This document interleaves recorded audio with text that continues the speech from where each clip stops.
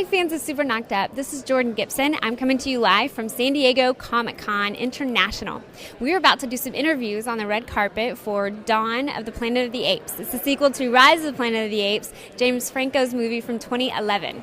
We're excited. Can't wait to see who we're going to get to meet, get to ask them some questions, get them to say a couple things about what they would think about a supervillain getting knocked up by a superhero. I don't know if we'll have time, but I think it would be really fun to see their reaction to that. All right. Stay tuned. First one was just a little bit, the unknowns were terrifying. Will this performance capture actually work? Will we be able to have photoreal chimpanzees? Will this story be emotional? Can we actually pull this off? And we were lucky that we did. Yeah. So in that sense, it's much easier going forward. It got harder with the things we brought on, 3D cameras, exterior sets. We were on the stage on the first movie, so we're out in the wild on this one. Vancouver, New Orleans. And we're also in New Orleans, and we built huge sets outside in the New Orleans city streets. All the elements were out there just getting punished. And we have many more performance capture artists. We have motion capture. We've increased our motion capture, and it's a very time-consuming process. It's exciting because you've seen the effects. We have Andy playing the chimp, and he gets transformed into this Caesar, and it's emotional, and you can't believe you're witnessing that. I have to say, the last movie, Rise, I bawled. I couldn't believe it. I was like, oh, great action movie, love Franco, I'm going to sit and watch this. I was so moved. I mean, I couldn't get over it for a while. I loved it. Good job. Trying to do the same thing here. We have a lot of action, but we're also trying to hit the emotional beats, and that's why we picked Matt Reeves. Matt Reeves is, to us, one of these great storytellers who knows how to do action, but tell it through character and emotion, and that's our story. I love that. That's so great, because so oftentimes you get, a lot of the emotion and it leaves out the action that you went there for, and then more times than not with action movies, you get the action and you don't get the emotion, and you're like, I feel empty. We're not doing that. I know. We're Good job. We're going for it all. Good. Yeah, thank you. Next question.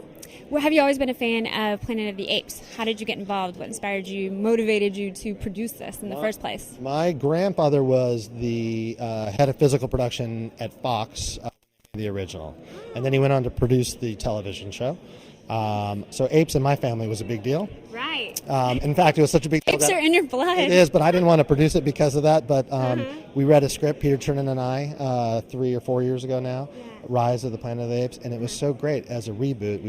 It was one of those, it was an undeniably great idea. Good. And we wanted to produce it. So and through that we fell in love with some characters. We wanted to keep telling their stories, and here we are with Dawn. So I'm so glad you're taking Caesar forward. Okay, last question. Yes. I started a web series called Super Knocked Up. Okay. My character is a supervillain who gets knocked up by a superhero. Oh man. Crazy. So it's a disaster.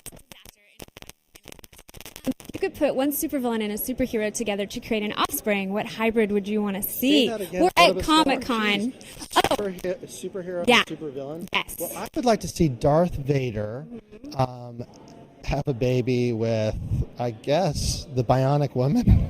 Oh, nice. I just made that up. I can't answer that question because I don't even know what you're talking about. I don't even know what the Sharktopus looks like. No, nor do I. Actually, I'm pretty sure Andy could play anything he wanted to. Yes. So that's probably that's a decent answer. That's a good answer. Yeah, thank you. Yeah, very good. Yeah, no, I'll pass it now. Yeah, okay. Thank you, sir. Hello. How are you? Good. How are you doing? Good, thank you. Good. Okay, so we're at Comic-Con. This is a comic-inspired question. Yes. If you could pick a supervillain and a superhero to procreate and have an offspring, what? I know. I just blew your mind. Jeez, wait a minute. Wait, a supervillain and what? And a superhero to procreate. My goodness. What hybrid offspring would you like to see? Wow, that's tough. Maybe the Joker and who would be a good?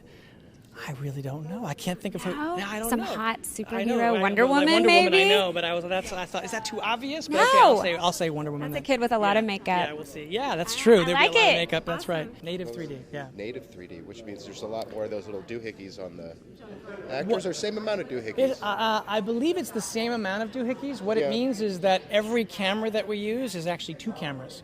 And so it's, one of the things that we tried to do was we wanted to I was so enamored of what Weta did and what Andy did in terms of creating an emotional reality, and the thing that I really wanted to do was also to create a visual reality that was even greater than the first film. I mean, the scale of our film is just larger because obviously what it is, the building of this kingdom.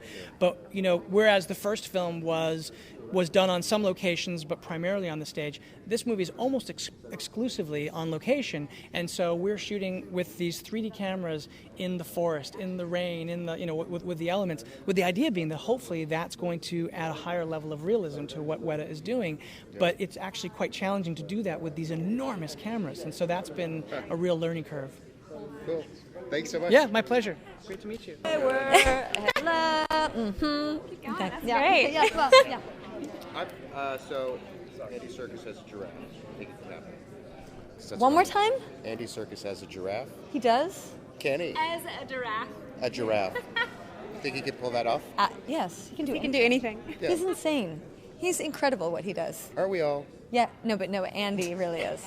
I think everyone's insane. I think Andy is especially talented and insane. What are you doing in this one?